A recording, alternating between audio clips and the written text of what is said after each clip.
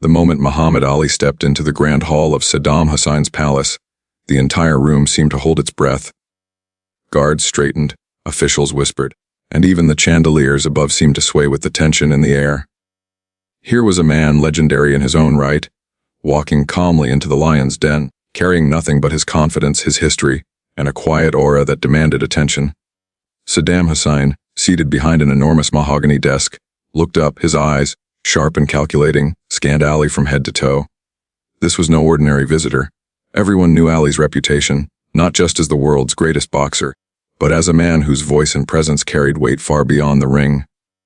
But power, real power, it had a way of intimidating even the bravest, and Saddam had it in abundance. Ali's steps echoed across the marble floor, each one deliberate, measured, calm. No entourage, no guards, no fanfare, just him, walking with the confidence of someone who had faced far greater challenges than any dictator could pose. He smiled lightly, a faint grin that somehow carried both warmth and an unspoken warning he was here, and he was not afraid. The room was electric, whispers traveled like wildfire. "Someone really Muhammad Ali," someone murmured near the back. Another voice added, "I thought he was bigger than life, but standing here he's even more imposing." There was a mixture of awe, disbelief, and apprehension in every corner of the room. Saddam's gaze didn't falter.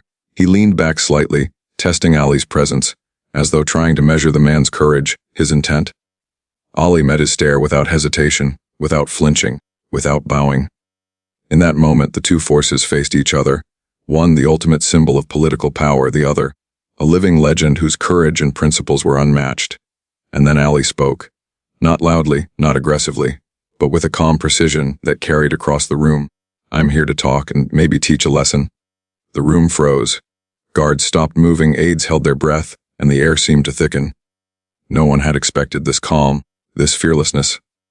This was a man who could command the attention of thousands, yet here he was alone, standing before the most feared man in Iraq, and he smiled. It was a moment that would be whispered about for decades. The tension, the gaze, the anticipation of what might happen next. It was unbelievable, and the world was about to witness a confrontation that no one would ever forget. The grand hall of Saddam Hussein's palace was a spectacle of wealth and power. The marble floors stretched for dozens of meters, polished to a reflective shine. Golden chandeliers hung from the ceiling, casting light across ornate rugs and towering columns. Every detail was designed to impress, intimidate, and remind anyone who entered that this was the seat of absolute authority. Guards in crisp uniforms stood motionless along the walls, their eyes sharp, their hands hovering near their weapons. Even the most confident of visitors would feel the weight of scrutiny here. Yet, Muhammad Ali moved as if the palace were merely a stage for his own presence. Jeans, an old jacket, and his unmistakable calmness made him seem almost ordinary, if it weren't for the aura that surrounded him. There were no bodyguards, no entourage, no fanfare, just him, and that was enough. The moment Ali entered, a hush fell over the room. Officials whispered nervously among themselves, their curiosity mingled with fear. Ali's reputation had preceded him not just as a boxer, but as a man who lived by his principles, a voice that had challenged governments and armies, a symbol of courage and defiance. Yet nothing in history could fully prepare anyone for the calm confidence he exuded in person. Saddam Hussein rose slowly from his chair, his expression composed but alert. His dark eyes narrowed slightly as he studied Ali, a ruler assessing a potential threat, a man trying to measure the courage of a legend.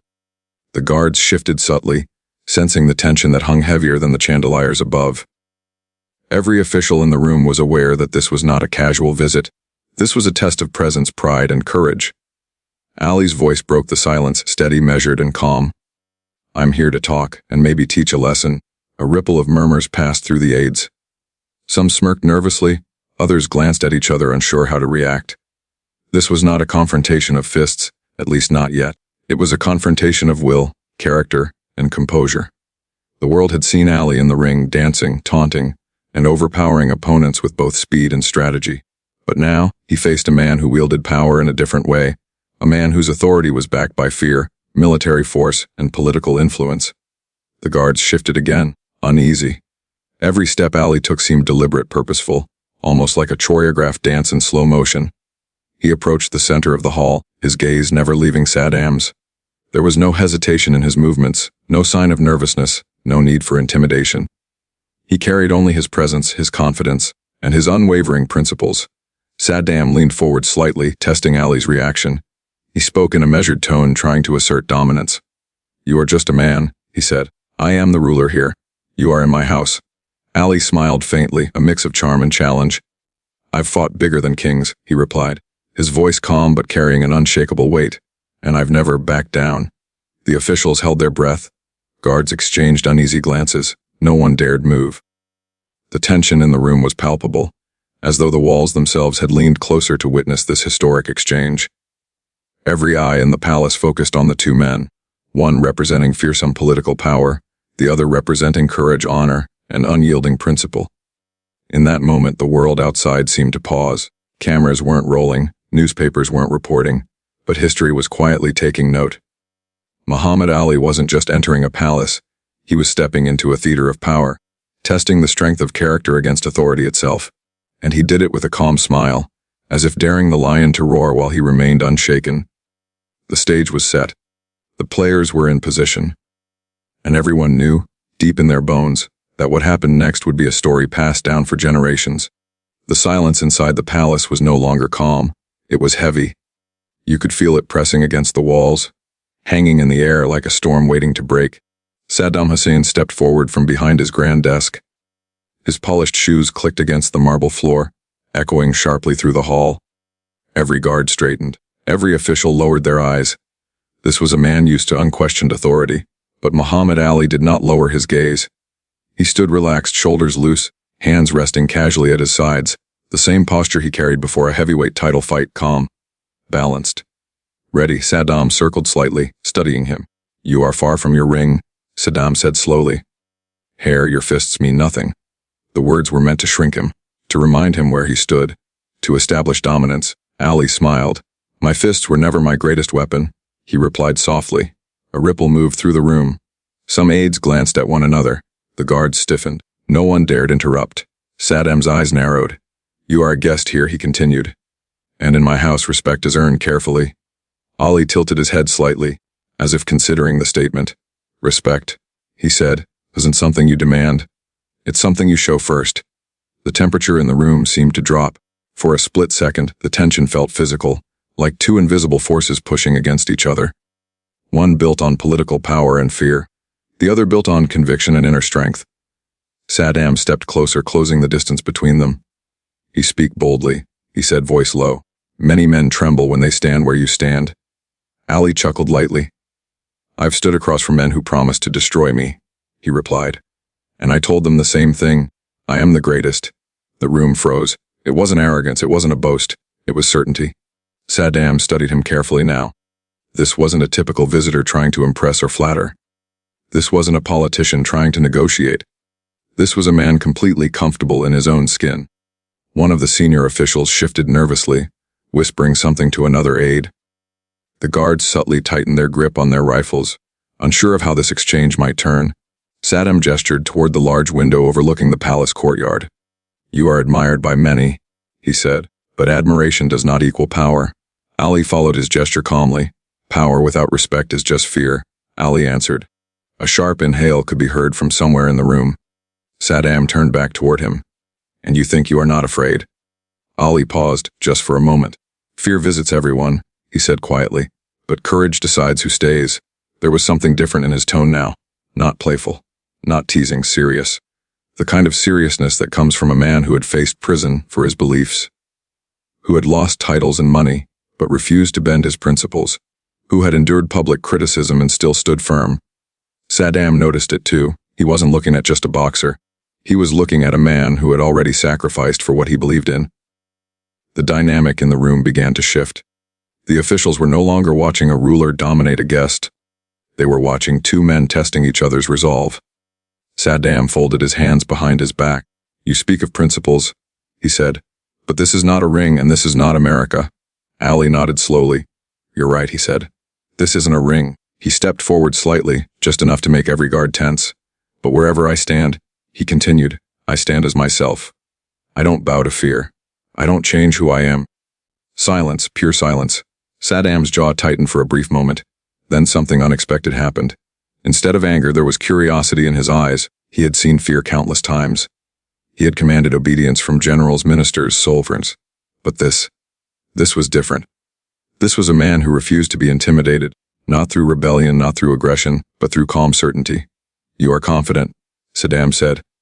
Ali grinned. "I trained for it." A few quiet chuckles escaped from the back of the hall, quickly silenced but noticeable.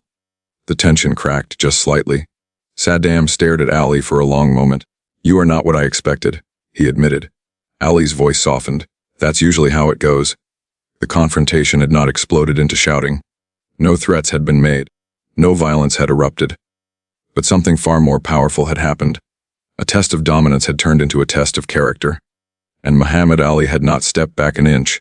In that grand palace, under golden chandeliers and watchful guards, one truth became clear. Power can command silence, but courage commands respect. In the room, every guard, every official, even Saddam himself felt it. The real battle had just begun. For a few long seconds after Ali's last words, no one moved. The palace hall, once charged with tension, now felt suspended in time. Guards stood frozen. Officials avoided eye contact. Even Saddam Hussein remained still, studying the man in front of him with a look that was no longer pure dominance but calculation. Muhammad Ali didn't speak again. He didn't need to. His silence carried weight.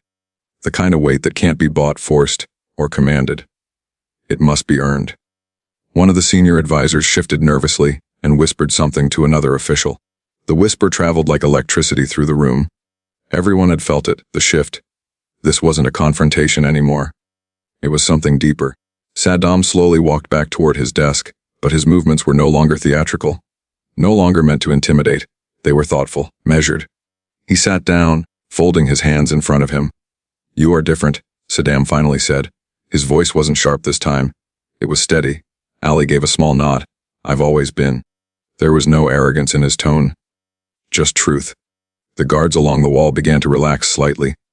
The tension that had tightened their shoulders started to ease. Some even glanced at Ali with quiet admiration. It was subtle, but noticeable.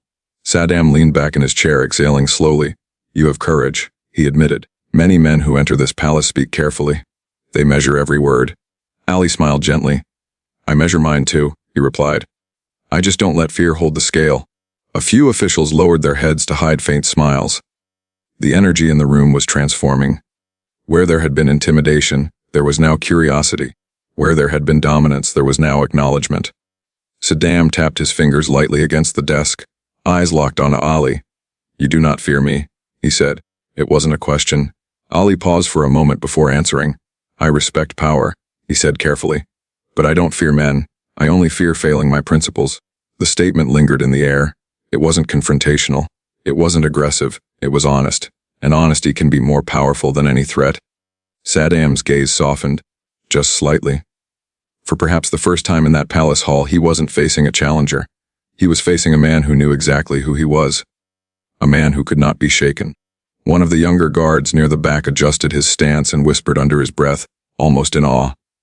"He stands like he's in a championship fight." And in many ways, he was. But this fight wasn't physical. It was mental. It was moral. It was about identity. Saddam stood again, walking slowly toward Ali, but this time not to dominate, to understand. "You lost titles for your beliefs," Saddam said quietly. "You sacrificed wealth."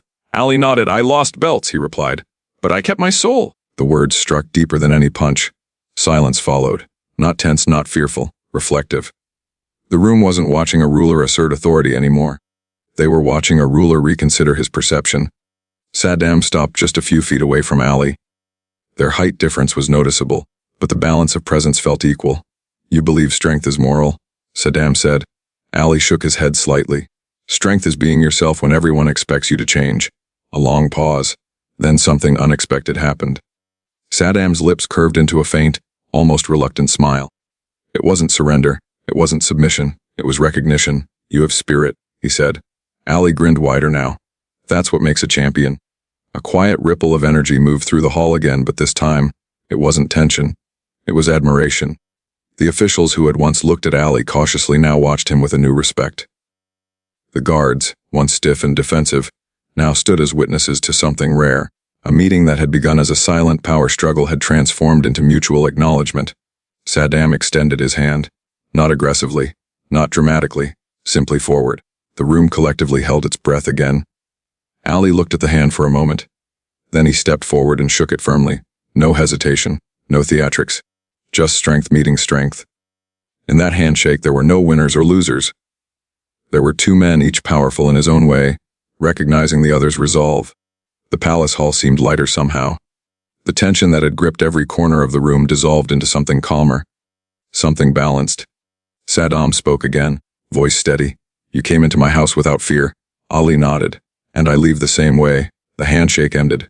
Ali took a step back, and for the first time since he entered the palace, the air felt clear. No guards shifted nervously. No officials whispered anxiously. Instead, they watched in quiet understanding. This had not been a battle of fists. It had been a battle of presence, and presence had prevailed. As Ali turned slightly toward the exit, several eyes followed him, not with suspicion, but with respect. The lion's den had not swallowed him, it had witnessed him. And what happened next would seal this encounter into history forever. The handshake ended, but the moment lingered. Muhammad Ali stepped back slowly, his expression calm, controlled, unchanged from the moment he had entered the palace. But something in the room had shifted permanently. The balance of power no longer felt one-sided, it felt acknowledged. Saddam Hussein returned to his desk, but he did not sit immediately.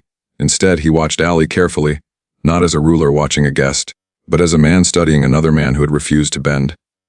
You have shown courage, Saddam said at last. But tell me, why did you truly come? The question hung in the air. Ali adjusted his jacket slightly, then answered without hesitation. I came because people are watching, he said, and sometimes they need to see that power doesn't silence everyone. A faint murmur moved through the officials standing along the walls. Saddam's eyes narrowed slightly, not in anger, but in thought. You believe this meeting sends a message? Ali nodded. Every meeting sends a message. There was no arrogance in his tone, just awareness. Outside the palace walls, the world was complicated. Politics, tensions, conflicts, all layered and fragile. Ali understood something many athletes did not. His presence alone carried weight. His words traveled further than he could see. Saddam slowly lowered himself into his chair. And what message do you think you have sent today? He asked. Ali paused for a moment. That strength doesn't have to shout, he replied, and that respect is stronger than fear. Silence followed again, but this silence was different. It wasn't tense. It wasn't dangerous. It was reflective. Several officials exchanged quiet glances. Even the guards, who had been rigid and alert since Ali's arrival, now stood with a softer posture. Saddam leaned forward, elbows resting lightly on his desk. You speak of respect, he said. Yet the world often responds to force. Ali smiled faintly. Force can control bodies, he said, but it doesn't control hearts. The words seemed to echo against the marble walls. For a long moment, Saddam did not reply. He simply observed. Ali was not threatening him, not challenging him openly, not insulting him. He was presenting something far more difficult to confront, conviction. And conviction cannot be intimidated. One of the senior advisors stepped forward slightly, as if expecting the conversation to escalate. But Saddam raised a subtle hand gesture, signaling him to remain still. This was no longer political theater. This was personal. You lost your title once, Saddam said quietly, because you refused orders. Ali nodded. I lost years of my career. And yet you stand here as if you lost nothing. Ali's eyes softened. I lost comfort, he admitted, but I kept my dignity. That answer carried more weight than any boast could have. The palace hall seemed quieter than ever.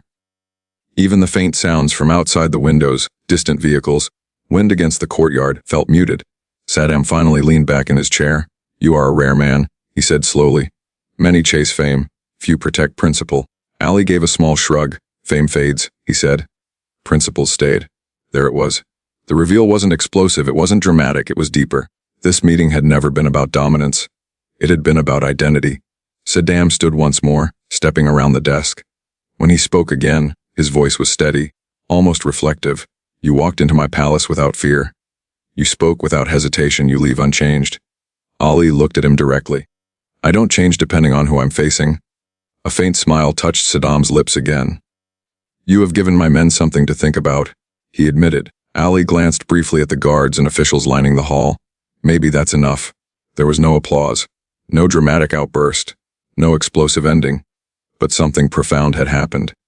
The officials who once viewed Ali as simply a famous boxer now saw him as something more, a man anchored by belief. The guards who expected tension had witnessed composure. And Saddam himself had encountered something rare, a presence that could not be shaken. Saddam extended his hand once more, not for dominance this time, but in acknowledgement. "You came as a champion," he said. "You leave as one." Ali shook his hand firmly. "I was a champion before I walked in," he replied gently, "and I'll be one after I leave." The room absorbed that final exchange. No raised voices, no threats, just mutual recognition. As Ali turned toward the palace doors, the massive hall felt smaller somehow, as if his presence had expanded it beyond its walls. The doors opened slowly. Sunlight spilled across the marble floor. Ali paused briefly at the entrance, glancing back one last time. Not with pride, not with triumph, but with calm assurance. He hadn't come to fight. He hadn't come to provoke. He had come to show that courage doesn't depend on location, and that true strength travels with you. As he stepped outside into the light, one truth remained inside that palace long after he left. Power commands attention, but character commands respect. And everyone in that room knew they had just witnessed both. The palace doors closed softly behind Muhammad Ali, but inside the grand hall, no one moved.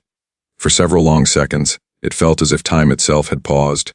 The sunlight that had streamed in when the doors opened slowly faded as the heavy panels shut, leaving behind the golden glow of chandeliers and a room full of thoughts no one dared speak first. Saddam Hussein stood still near the center of the hall. Not in anger, not in pride, but in contemplation. The officials lining the walls shifted subtly, unsure whether to resume their duties or wait for instruction. The guards, once rigid with tension, now stood more relaxed, their expressions thoughtful. Something significant had just occurred, not politically, not militarily, but personally. One of the senior advisors cleared his throat carefully. "Sir, shall we proceed with the scheduled meeting?" he asked. Saddam did not answer immediately. His eyes remained fixed on the closed palace doors. Finally he spoke. "He does not fear position," Saddam said quietly. The advisor hesitated. "No, sir." Saddam nodded slowly. "He fears losing himself."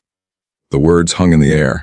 For the first time since Ali had entered the palace, the conversation was no longer about dominance. It was about understanding. Meanwhile, outside in the courtyard, Muhammad Ali walked toward the waiting car. The guards stationed outside glanced at him differently now, no longer with suspicion but with admiration. One young guard, barely in his 20s, straightened as Ali passed. "Sir," the guard said respectfully. Ali stopped. He turned toward the young man, offering a warm smile. "Yes." The guard hesitated before speaking. "You stood very strong in there." Ali chuckled softly. "Strength isn't standing tall," he said. "It's standing firm." The guard nodded, absorbing the lesson as if it were more valuable than any command he'd ever received. Ali placed a reassuring hand briefly on the young man's shoulder before continuing toward the car. Inside the palace, conversations had begun quietly. Several officials gathered in small clusters, whispering about what they had witnessed. "I've never seen anyone speak like that here," one muttered. "Not without consequences," another added. But there had been no consequences, no punishment, no retaliation, just acknowledgement. Back in the grand hall, Saddam finally returned to his desk. He sat down slowly, resting his hands on the polished surface. The meeting had not gone as many expected. There had been no intimidation, no visible dominance. Instead, there had been something unfamiliar: balance. Saddam leaned back in his chair. "Prepare a statement," he instructed calmly. The advisor stepped forward. "Regarding today's meeting, sir?" "Yes," Saddam replied. It was constructive. The word surprised even the officials. Constructive. It wasn't a term often associated with tense encounters inside those palace walls. Outside, Ali entered the car. As it began to move through the palace gates, he looked out the window thoughtfully. He hadn't raised his voice. He hadn't insulted. He hadn't challenged authority directly. But he had done something just as powerful. He had remained himself. The driver glanced in the rearview mirror. "Sir," he said quietly, "were you ever worried?" Ali smiled. "Worry doesn't change outcomes," he replied. "Character does." The car continued down the long road away from the palace. Inside the building behind him, the ripple effect had already begun. That young guard who had spoken to Ali stood straighter now. Not because he feared punishment, but because he understood something new. Strength wasn't about who you could command. It was about who you could inspire. The senior advisors, once quick to interpret every interaction as a show of dominance, now discussed composure and conviction, and Saddam himself sat in silence longer than usual that afternoon. Not disturbed, not threatened, but reflective. He had encountered many leaders, many generals, many diplomats, but very few men who entered his presence unchanged. Ali had not bent, he had not boasted, he had not retreated, he had simply stood firm. As evening approached, the palace lights flickered on, illuminating the marble floors once more. But the atmosphere was different now. Less tense, more thoughtful. Because sometimes the greatest victories leave no visible mark, no headlines, no dramatic scenes, just quiet impact, and somewhere beyond the palace walls, as the sun dipped toward the horizon, Muhammad Ali leaned back in his seat, peaceful, composed. He hadn't gone there to conquer. He hadn't gone there to prove. He had gone there to represent something larger than himself. And he had done exactly that. Power can demand obedience. But character earns reflection. And long after that meeting ended, the lesson remained, not carved into marble, not written into official records, but carried silently in the minds of everyone who had witnessed it. True strength walks in calmly, and leaves even more calmly. But its presence is never forgotten. Long after Muhammad Ali's car disappeared beyond the palace gates, the story of that meeting continued to echo. Not through newspapers, not through official announcements, but through whispers, through reflection, through the quiet shift in how people understood strength. Inside the palace, the guards who had stood rigid that morning now spoke in softer tones. One of them, the young guard Ali had spoken to, replayed the moment again and again in his mind. Strength isn't standing tall, it's standing firm. Those words felt different. They weren't about muscles. They weren't about titles. They were about identity, and identity cannot be taken away. In the grand hall, where tension once filled every corner, there was now something calmer, almost respectful. Officials who once measured power only by control had witnessed another kind of authority. The authority of conviction. Saddam himself had not spoken much about the encounter afterward, but those close to him noticed something subtle. He listened more that evening. He paused longer before responding. It was as if the presence of one fearless man had created a moment of unexpected introspection, because when you meet someone who cannot be intimidated, you are forced to reconsider what intimidation truly means. Muhammad Ali had not shouted. He had not threatened. He had not tried to dominate. He had simply stood as himself. And that, perhaps, was the most powerful act of all. Across the world, Ali's life had always been bigger than boxing. Yes, he was a champion in the ring, fast, poetic, fearless. But his true battles were often outside it. He had refused to compromise his beliefs. He had sacrificed championships for principles. He had faced criticism, legal consequences, and public doubt. Yet every time, he returned stronger, not because of revenge, but because of clarity. That meeting in the palace was just another chapter in that larger story. A reminder that courage is not loud, it doesn't need to roar. It doesn't need to humiliate.